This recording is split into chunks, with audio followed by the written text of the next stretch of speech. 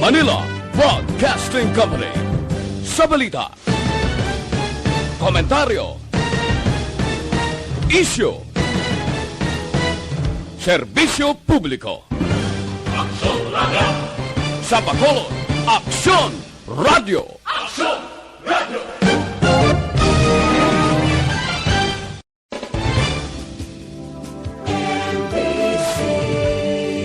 Manila Broadcasting Company. Sa balita, komentaryo, issue, serbisyo publiko. Aksyon Radio! Sa Bacolod, Aksyon Radio! Aksyon! Balita Evening Edition. Magadulong sa inyo sang mga nagapanguna nga balita lokal, national, international, sports, kag entertainment. Aksyon! Balita Evening Edition. Kagkaroon ang inyong news team. Una sa balita, una sa aksyon. Mayong gabi Metro Bacolod, mayong gabi kabugusan nga Western Visayas. Welcome sa pagpangalagad sang Aksyon Balita Evening Edition. Karon nga adlaw Huwebes, Marso 4, 2021. Makita kita live sa among official Facebook page kag sa YouTube channel ang Aksyon Radio Bacolod. Kag mabatian pag sa www.actionradiobacolod.com.ph. Ang inyo balita, Aksyon and Defensor. Kagkaroon sa aton mga headliners, una sa mga balita lokal, Lacson handa magpabakuna sa Sinovac vaccine. Enrollment sa mga estudyante mag-aumpisa sa masunod nga semana. Sa aton mga nagapanguna nga balita, National Duterte bukas sa paghalog sa restrictions kung 2 ka milyon ka mga Pinoy na ang nabakunahan.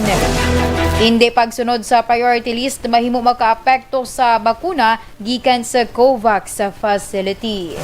Una sa balita, una sa aksyon. Action Radio Philippine Standard Time, alas 6:05. Detalye sa aton mga nagapanguna nga balita lokal pagkatapos lamang sa mga ini.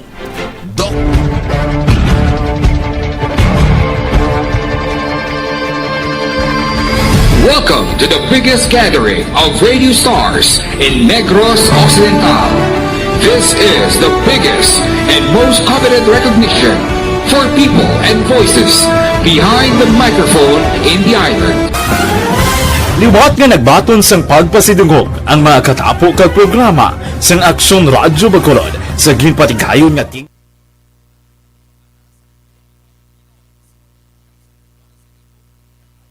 Mayong gabi sa aton mga ka-aksyon nga naga-monitor sa sumungiyang gabi sa Facebook Live namon. Dane ka, kay mahina ang kalaban. Liyo ko na ni Action JM. Kay duga loading diri sa akon, ho. Okay. Heart na. Sige. Ayun. O, sige, salamat kay Action JM. Tama na, ako na. Sir kay Pedrina Ironman, mayong gabi. Sige. Kay Edsel Delmar, blessed Thursday to everyone. Gives joy and entertain to everyone. Always lacking in her Sitio Camanse, Mabolo, Cebu City. Shout out to Singles for Christ, Central 1A, Mabolo. Sige. Kay Sir Alex Montesa, anong it's over, Sir Alex man? Kay Ma'am Elizabeth Malaka Gamala, mayong gabi. Kay Miss Atia Kim Iriman, dan likes and share naman ko nuhua. Salamat, Ged. Naga-monitor ka na da, Sir Alex Montesa. Thank you so much, Ged. Sa mga members ng Energy Fans Club, mayong gabi man dira sa inyo. Siyempre, nga nakatutok na from sign on to sign off sang mga programs ng Aksyon Radyo Bacolod. Good eve, always monitor kami diri sa may barangay Handumanan, Zone 6. Kaupod ang akon Iloy, Mama Judith. Sige, salamat gid sa pag-monitor dira. Kay Ma'am Yvonne Butcher, good evening. Mag-greet ako, happy birthday kay Action Dale Salazar. Action Dale, damo din nagapanamyaw si Mote, wala gida. Okay, dan sharing naman ko na si Ma'am Yvonne Butcher. Salamat gid Ma'am Yvonne sa imong greetings sa kay Action Dale. kag syempre sa pag-message from time to time diri sa program sa Action Radio. Kay Bibong Patinio Bayona, good evening. Kay Sir Noel Amar, mayong gabi dira sa imo sir, kag syempre ginamayong gabi mo naman dayon si Ma'am Vanessa Mayo. Okay? Yudi Torta de la Peña Barbecue. Good evening. Oo, ako naman program liwat. Kay wala sumong si Action Delti. Solo da na ni Actionan. Kaya ginaindayan. Isubong action ano. Okay na ba? Sir Kai, last na lang kuno kay Pedrin niya, Ironman, no, tamyaw niya si Bukay Upaw. Salamat yan. Sige, madamo gid nga salamat sa pag-monitor. Sir Alex Fuentes, thank you so much gid sa star. Damo na si Sir Alex Fuentes nga ginasend nga star. Thank you gid. Sige, standby sa aton mga ka-action kay maghatag ako sang detalye man sang aton iyang mga balita.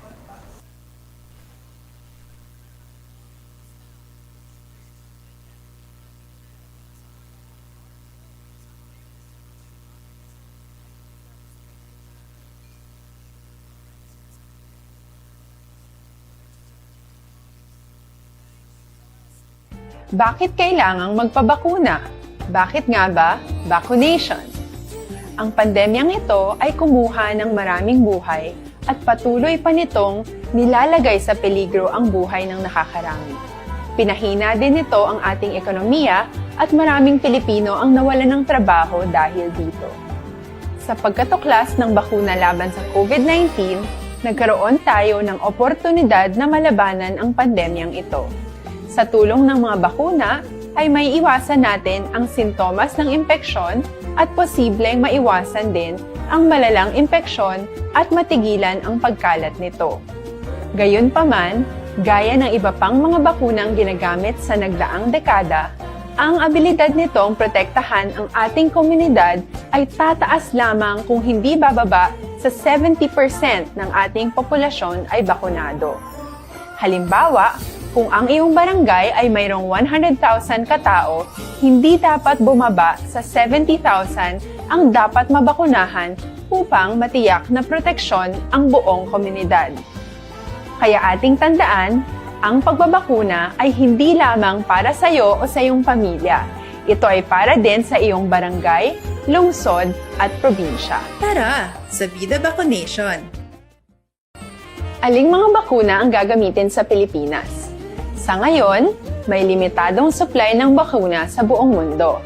Sa katunayan, halos 80% ng stock sa buong mundo ay nabili na ng mga mayayamang bansa.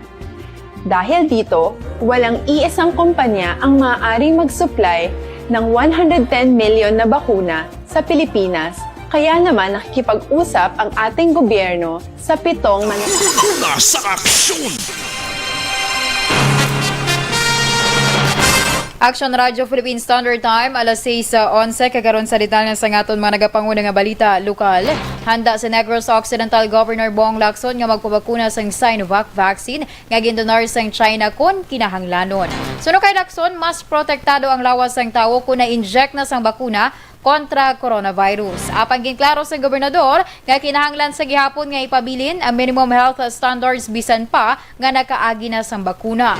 Nagasalig ang gobernador nga madamo na sa nakumbinser nga magpabakuna sa COVID-19 vaccine sa pareho sa natabo sa St. Luke's Medical Center sa Manila nga nagpangabay sa dugang nga vial sa bakuna. Nanibangod madamo sa ilang mga health workers ang luyag na nga magpabakuna kontra COVID-19.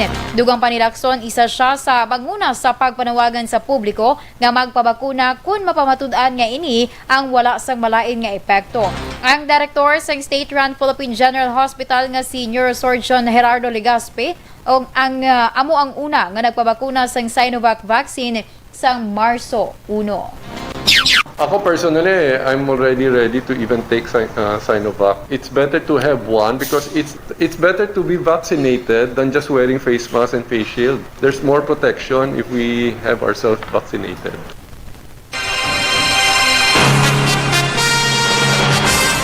Gintala na sa Marso 12, 2021 ang COVID-19 vaccine simulation exercise sa Negros Occidental. Suno kay Governor Bong Lacson, ilagin desisyonan nga ini ang patigayunon sa banwas sang Morsha kag ini sa banwas sang Candoni, base man sa una nga plano. Dugang pa ni Lacson, mas malapit ang Morsha kumpara sa Candoni kag mahapos para sa mga representante sang tagsa ka mga local government units ang pagtambong. Ang simulation exercise ang isa sa mga requirements ng Department of Health agud may baluan ang mga problema sa vaccination procedures kag makombenser ang mga tawo nga magpartisipar sa vaccination program sa gobyerno.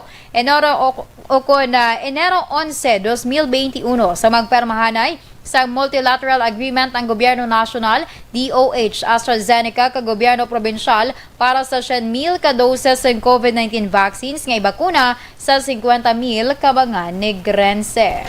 Yes, not anymore sa Cantoni because we will be inviting other LGUs to witness it. So mas sentro dire. Unlike kung sa Cantoni, too far already from you're coming from the north. Ang dugang nga palayag ni Negros Occidental Governor Bong Lacson. Sa iba nga balita lokal, mag-uumpisa na sa masunod nga semana ang pagrehistro sa mga estudyante para sa school year 2021 to 2022. Sunod kay Dr. Gladys Amelin Salas ang pamuno sa DepEd Bacolod, antes ang COVID-19 pandemic, ang pagrehistro sa mga estudyante ay nag-uumpisa na kada Enero. Naglain na ang sistema sa karon. Dugang pa para mapahapos kag hindi na mabudlayan ang mga ginikanan kung sino ang mga estudyante nga na-enroll sa karon, amo ang mga estudyante man nga irehistro para sa masunod nga school year. Apang palayag ni Sales kung may mga ginikanan nga plano isaylo ang kabataan, dapat na makigangot sa mga eskwelahan agud temprano pa maproseso ang kinahanglan nga mga dokumento. Ginako man ni Sales ang kabudlayan nga wala sang face-to-face classes, bangod sila nga mga manunudlo wala sang ideya kung ano kag paano ang pagtuon o kung may nagakatun-an man ang mga estudyante. Pasalamat si Sales sa mga ginikanan nga nagatuto kag nagabulig sa ila kabataan. Naibaluan nga may madaw man o kung may mando man ang DepEd National nga kung wala nagakooperar kag nagapaigangot ang estudyante sumungman ang ginikanan, mahimo nga kadtuan sa manunudlo agud mausisa ang sitwasyon kag may baluan kung paano mabuligan.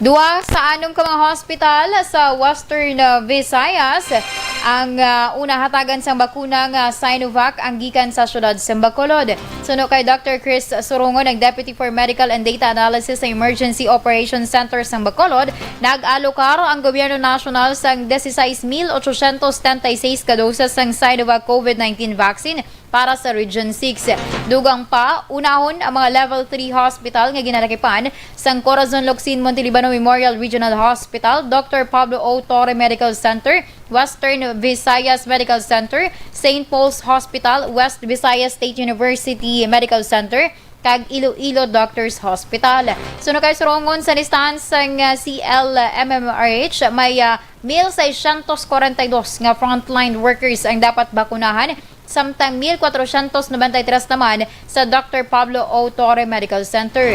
Ginalauman nga sumong adlaw kun buwas nga adlaw Marso 5, maabot ang bakuna agud makaumpisa na ang makaumpisa na sang pagpangbakuna sa mga frontliners sa Marso 7. Ginpalayag man ni Sorongon nga nakasugtan nga gikan sa Manila ipadala ang bakuna para sa Bacolod kag kuwaon sang LGU sa Silay Airport. Idiretso sa cold storage sa annex building sang NGC kag ipaidalom sa inventory antes ipanagtag sa natungdan nga mga hospital.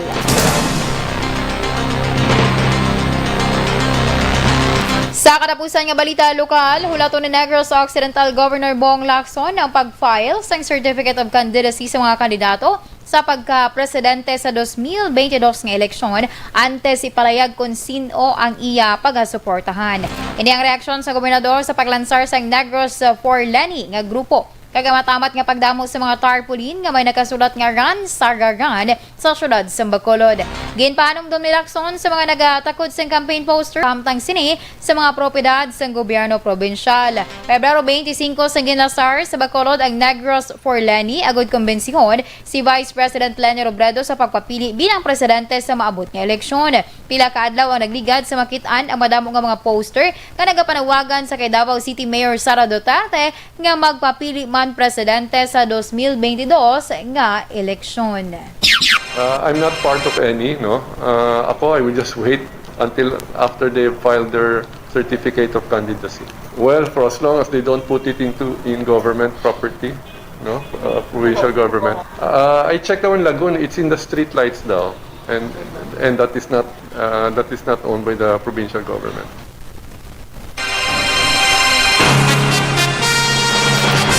Ang gabain sa pagpahayag ni Negros Occidental Governor Bong Lacson. Una sa balita, una sa aksyon. Action Radio Philippine Standard Time, alas 6:18. Sa aton mga ka-aksyon, pinaka-importante nga halungan gid ang aton ikaayong lawas. Sagud Marikawan ang mga Do not just throw away questions and statements. Kasma ng aton sining Facebook page pagiya sa Action Radio. Ladies and gentlemen, this is Action Radio Bacolod. Aksyon Radio Bacolod, number 1.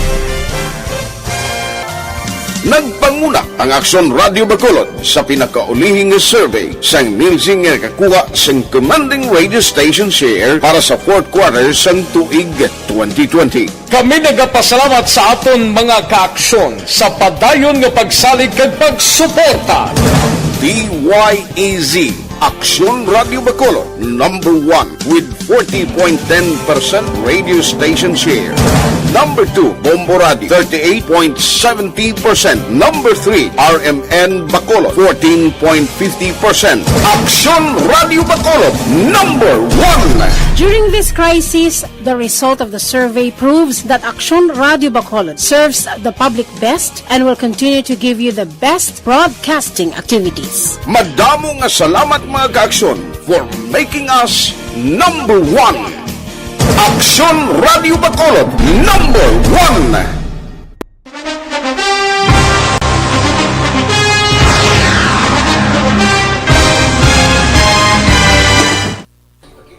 Mayong gabi sa liwat sa aton mga ka-aksyon. Sa mga nabilin pa naton nga naga-monitor sa subong iya nga gabi. Okay, sakay Joval, Sir Joval Trinidad. Mayong gabi dira sa imo. Kay, di na ko tuman. Kay Ma'am Rose Guevara, mayong gabi. Ay lang, kay gina-adjust ko doon ay kay do katunugid sa iya. Kay Guillermo Clarito, good evening. Monitor lang ko diri sa kag mga friends ko sa Barangay Buena Vista, Gibong, Pontevedra. Saludares Katige family sa mugar kag Rojo. Di na tong Rojo. Rojo, madamo gid salamat sa imo program. Okay. Kay Christopher Redfield, naga-monitor sa di naman yung Walking Armory. Sa kay Ma'am Emma Alcuela Calstrom, Ma'am Emma, mayong gabi dira si mo kag mayo lang nga pag-monitor dira iya sa may Sweden. Aquarius maldita ako. But kuya. Okay. Good evening, Action Ann. Please kindly extend my greetings. Happy blessed birthday kay Action Dale. Sige ma'am, ipalambot yung na kay Action Dale. Sekay, tamyaw pagigali ni Sir Guillermo Clarito ho. Aral ako sa nag-upod permi sa inyo nga programa. Permi ka may ginatamyaw ni Sir Alex Montesa, Sir Kay Ma'am Liza Joy Ilon Amoroso, good evening. Mami Liza Joy. Mayang gabi dira sa imo ma'am members sang Energy Fans Club. Sakay Solano Rowell, good PM Action Radio Samson Boys sang Ibi Magalona. Sige, madamo nga salamat sa inyo dira nga pag-monitor. Kag syempre, halong kita always and thank you so much sa liwat.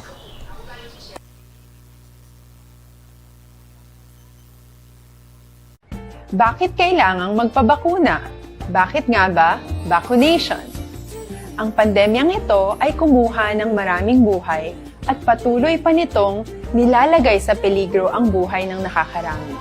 Pinahina din nito ang ating ekonomiya at maraming Pilipino ang nawalan ng trabaho dahil dito.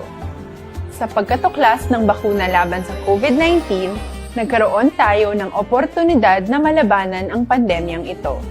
Sa tulong ng mga bakuna, ay may iwasan natin ang sintomas ng impeksyon at posibleng maiwasan din ang malalang impeksyon at matigilan ang pagkalat nito. Gayunpaman, Gaya ng iba pang mga bakunang ginagamit sa nagdaang dekada, ang abilidad nitong protektahan ang ating komunidad ay tataas lamang kung hindi bababa sa 70% ng ating populasyon ay bakunado. Halimbawa, kung ang iyong barangay ay mayroong 100,000 katao, hindi dapat bumaba sa 70,000 ang dapat mabakunahan upang matiyak na proteksyon ang buong komunidad. Kaya ating tandaan, ang pagbabakuna ay hindi lamang para sa iyo o sa iyong pamilya. Ito ay para din sa iyong barangay, lungsod at probinsya. Tara, sa Vida Vaccination! Aling mga bakuna ang gagamitin sa Pilipinas? Sa ngayon, may limitadong supply ng bakuna sa buong mundo. Sa katunayan, halos 80% ng stock sa buong mundo ay nabili na ng mga mayayamang bansa. Dahil dito, walang iisang kumpanya ang maaaring mag-supply ng 110 million na bakuna sa Pilipinas, kaya naman nakikipag-usap ang ating gobyerno sa 7 manufacturers. Sinisiguro natin na ang mga bakuna na to ay makakatanggap ng Emergency Use Authorization at kung may EUA sila, doon lamang sila bibilhin at gagamitin ng ating gobyerno para sa ating vaccination program. Nagbibigay ang EUA ng assurance o katiyakan na ang bakuna ay dumaan sa masusing pagsusuri at nirerekomenda ng mga independent na eksperto sa atin. Hindi mo rin kailangan mag-alala. Ang bakuna laban sa COVID-19 ay hindi magbibigay sa iyo. Action Radio Philippine Standard Time, alas 6:24 kakaroon salita na sa atong mga nagapangunang nga balita nasyonal. Nagpaandam ang World Health Organization o WHO nga mahimo mabutang sa risgo ang supply sa bakuna gikan sa COVID-19 Vaccines Global Access o kun COVAX facility kung mapaslawan ang Pilipinas nga masunod ang priority list. Giin panumdom ni WHO Country Representative Dr. Rabindra Abiasenghe nga ang bakuna gikan sa COVAX tuyo maproteksyonan ang vulnerable groups sa pareho sang health workers may edad kag mga tawo nga may comorbidities. Ang COVAX facility isa ka WHO-led initiative nga tuyo mapasiguro ang equitable access sa bakuna ilabi na sa mga pigado nga nasyon. Ginpahayag ni National Task Force Against COVID-19 Chief Implementer kag Vaccine Czar Carlito Galvez Jr. nga hindi dapat pagtaguon bilang souvenir ang vial sang bakuna. Suno kay Galvez, gintuyo niya kuntani nga taguon ang vial bilang remembrance apang ginpanugyan nga hindi dapat paghimuon. Dugang pa ni Galvez, gina-account ang vials kag ginawasak agod mapasiguro nga hindi ma-recycle. Ini ang ginatawag sang DOH nga reverse logistics agad masiguro nga na-dispose ng maayo ang mga vials. Mahimo ipatuman ni Presidente Rodrigo Duterte ang paghalog sang restriction sa mga lugar nga ginpaidalom sa General Community Quarantine o kung GCQ status kung mabakunahan na sang COVID-19 vaccines ang 2 ka milyon ka mga Pinoy. Ginimo ni Cabinet Secretary Carlo Nograles ang palayag matapos ginpamangkot kun bala bukas ang presidente sa limitado nga face-to-face classes karon nga nag-umpisa na ang vaccination program. Sa idalom sang GCQ status, limitado tubtub lamang sa 10 ka tawo ang mass gathering kag 50% naman sa modified GCQ areas. Ginmando sa Department of Energy o kun DOE sa mga power generation companies nga ipasiguro ang masaligan kag estable nga electric power supply sa tion sang COVID-19 vaccine rollout sang gobyerno. Ini ang ginmando ni Energy Secretary Alfonso Cusi sa mga power generation firms, government-owned and controlled corporation kag private sector operated o kun owned generation facilities sa advisory nga napetsahan Marso 2, 2021. Ini nga direktiba ang dugang sa una nga sang DOE sa mga power distribution utilities nga gin-issue sa Pebrero 16, 2021.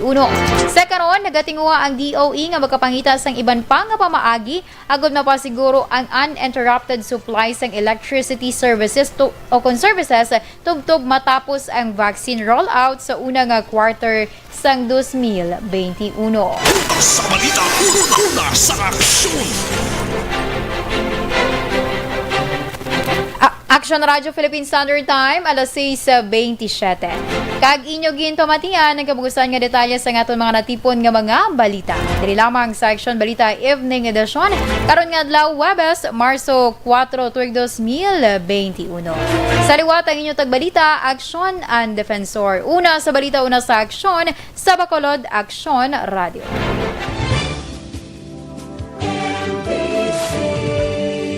Manila Broadcasting Company.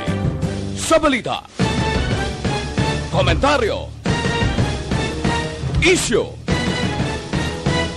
serbisyo publiko. Aksyon Radio. Sa Bacolod, Aksyon Radio. Aksyon Radio.